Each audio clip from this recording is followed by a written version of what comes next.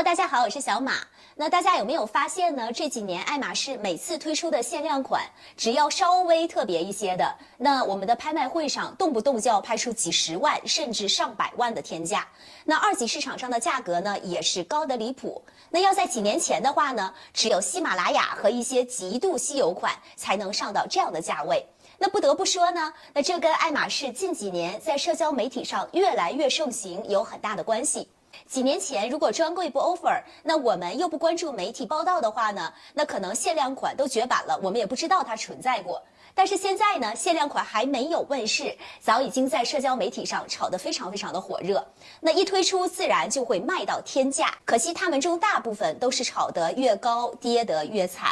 那今天小马呢，就拿2022年爱马仕热度非常高的几支限量款来跟大家分享一下限量款的价格涨幅有什么样的规律，以及什么时候才最适合入手。那要是2022年，那小马个人觉得爱马仕确实还是挺努力的。那这一年出了不少让人眼前一亮的包款，那比如这个金属摇滚风的 logo， 然后比如这款那我们外带拉链的拼色包卡拉马蒂格，以及带小轮子的保利的红后一路子等，都做出了明显的创新。那不像以前爱马仕好像总是有炒冷饭的嫌疑，那比如直接复刻旧版，或者就只是给经典包上加一个新图案，换个新的材质等。但是这一年的创新是创新了，那这些包在市场上表现又如何呢？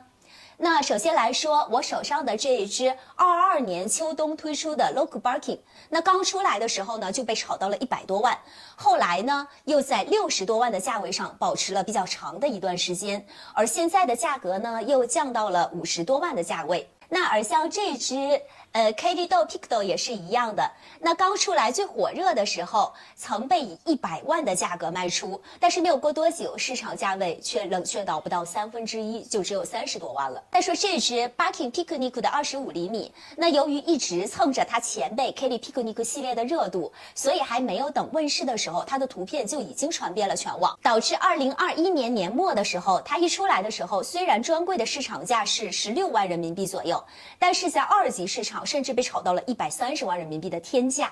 那现在的热度下降之后呢，市场价保持在50万左右。那接下来呢，我也顺便提一下 Katy Udo， 那也是在2022年爱马仕推出了第2代 Katy Udo。那相信大家都对2020年的第1代 Udo 印象深刻吧？因为它极其的稀有，它是使用千年古橡树做成的。那包身上的图案呢，也是由工匠纯手工凿刻的。那这款包呢，当年在佳士得拍卖最高纪录是200万港币左右，那相当于是186万人民币。而第2代 Udo 呢，使用的是悬铃木制作。那上面的彩色图案呢，是用多种皮质拼接嵌入木头中制成的。那它在佳士得呢，最高成交价是17.6万美元，也差不多是130万人民币左右。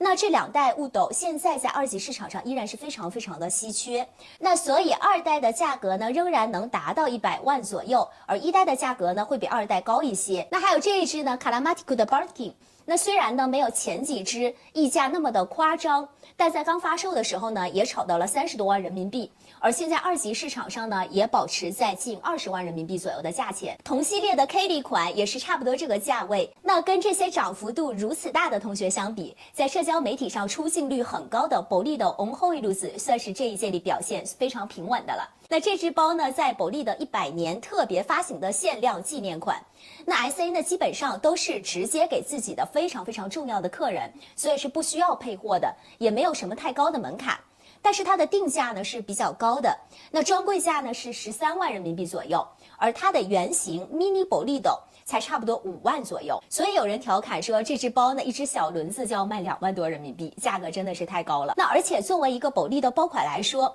无论它再可爱，溢价空间也是非常有限的。所以二手市场它的价格呢一直是不到20万人民币左右，所以没有出现很大的浮动。其他还有一些比较入门级的限量款，那比如雏菊菜篮子，还有 Cargo 菜篮子，那刚推出的时候呢，二级市场上价格差不多要4万人民币左右，那现在呢也都回到了2万多的平稳价位。看完刚刚列举的这些限量款在过去1-2年的涨幅情况，那再结合更早以前的限量款行情一起分析，那其实我们是可以看出一些规律的。那首先呢，第一个规律，那就是先出的限量款的溢价空间有多大。那其实呢，可以参考与它同系列的前辈。那比如典型的例子呢，就是 Birkin 的 Picnic， 那就可以参考2011年推出的 Kelly Picnic 35。那经过这么多年的市场的调整，而且作为一个大 size 的包款 ，Kelly Picnic 现在的二手价依然是40万左右。而2019年推出的 Mini Kelly Picnic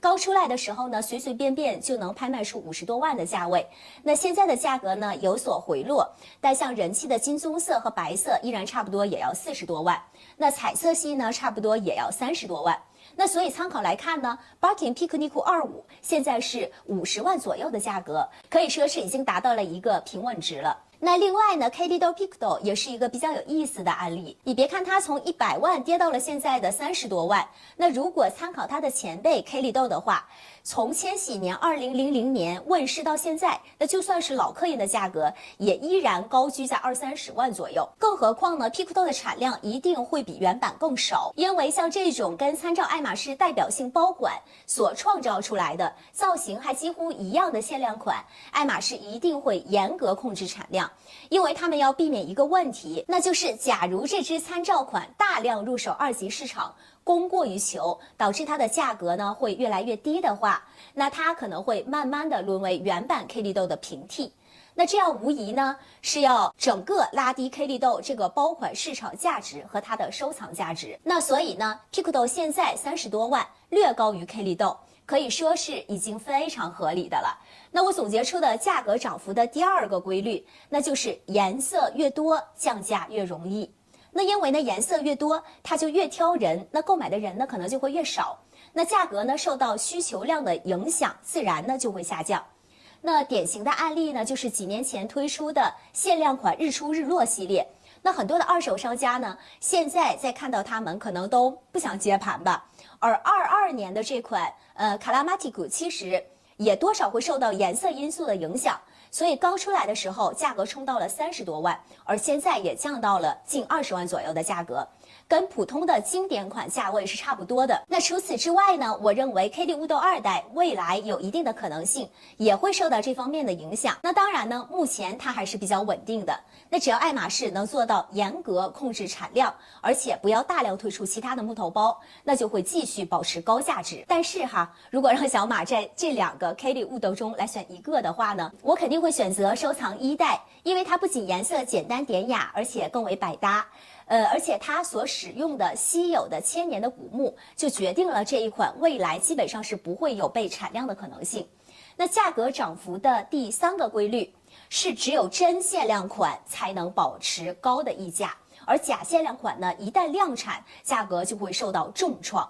那怎么分辨真限量还是假限量呢？那最简单直接的就是看这个包的包型、材质、工艺等有没有高门槛。那比如像刚刚说的 Kelly Wood 1代就是典型的真限量款，那毕竟呢它使用的是千年橡木，本身就是超级的限量款。那另外呢还有经典的喜马拉雅包，那无论材质和工艺都是爱马仕的顶级，这才是真的限量款。那绝版款的羽毛包就更不用说了，那这个羽毛工艺呢，只有法国最著名的一家羽毛工坊才能做到极致，而这家工坊呢，后来又被 Chanel 收购了。那爱马仕的羽毛包呢，注定再也出不了同等级别的复刻版了。那另外呢Picnic 系列其实也可以算是有技术门槛的。这款包呢，虽然材质很简朴，那却是爱马仕唯一一个需要2个顶级工匠一起协作才能完成的包款。像这类真限量的保值性，甚至未来升值空间都会非常的高。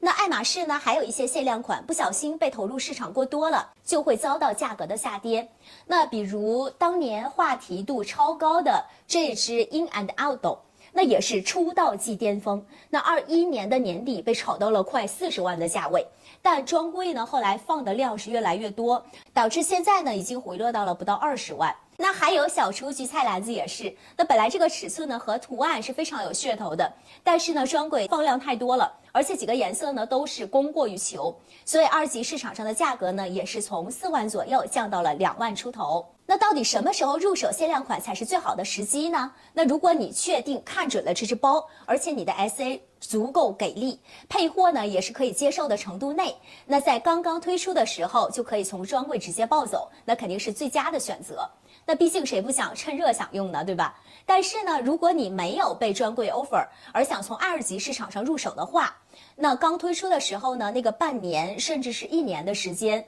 都会是溢价最高的时候。那如果这款包呢不是超级的稀有款，你也没有很急迫想要的话，那小马建议呢，你还是要稍微等一等。那有朋友呢可能会经常疑问一个问题，那就是这些限量款价格大幅度下降后，那还值得入手吗？那入手之后呢，会不会一直都是贬值的状态呢？那它什么时候价格才会跌到触底呢？那根据小马的观察和经验，那大部分限量款推出之后，经过1年半左右的时间吧，那最多是2年时间左右的市场的调整，它们的价格呢会涨或者跌到一个非常平稳的一个状态。所以呢，你等1年半以后再入手，这个价格基本上是不会有太大的浮动了。那当然了，除非很偶然的事件发生，那比如突然有一个当红的明星背了这只包，并且把它带火了，那随着这只包的需求的上涨呢，价格肯定也会短时间的会有上涨，但最终呢还是会回到原来的平稳的价位。那或者呢还有一种情况，就是过了几年后，那这支的限量款又被推出了几乎一样，甚至还更优秀的复刻版，那原版的二手价呢可能会受到一些冲击，导致价格稍微有所下降。总而言之，小马觉得可以根据之前提到的这个涨幅的规律，先估计一个比较合理的价格，然后呢再耐心等一个合适的时机。那好了，以上就是今天的内容。不知道你买过哪些限量款的爱马仕呢？欢迎来评论区，我们一起聊聊经验吧。订阅我的频道，关注小马，我们下期见。